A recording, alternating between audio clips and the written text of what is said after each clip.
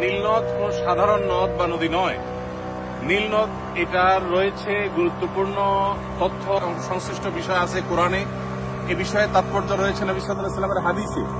মুসা আলাইহিসসালামের মাকে যে আল্লাহ তাআলা নির্দেশ করেছেন আনিকলিফিহি ফিত তাবুত ফাখলিহি ফিহি ফিল ইয়াম, যে মুসা শিশু মুসাকে তুমি একটা বাক্সে ভর্তি করো এবং নদীতে ফেলো। যেই নদীতে ফেলতে আল্লাহ বলেছেন সেটা অনেক তাফসীরবিদদের মতে হলো এই নীলনদ। এবং নবী করিম সাল্লাল্লাহু আলাইহি ওয়াসাল্লাম মেরাজে 4টি নদী দেখেছেন, বুখারী এবং মুসলিম একযোগে বর্ণনা করেছে। সেই 4টি নদীর 2টি প্রবাহিত হয়েছে জান্নাতে আর 2টি পৃথিবীতে।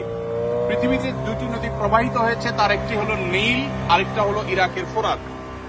এই নীল এবং ফোরাত এই 2টি নদী এবং জান্নাতের যে 2টি নদী নবী সাল্লাল্লাহু আলাইহি ওয়াসাল্লাম দেখেছেন, যেগুলোকে তিনি বাতিনি বলেছেন, অদৃশ্য বলেছেন, সেই নদীর সবগুলোর মূল সোর্স বা সূত্র বলেছেন সিদরাতুল মুনতাহার গোড়া। সেখান থেকে কিভাবে সেখান থেকে এসেছে তার ধরন প্রকৃতি আল্লাহ তাআলা ভালো জানেন।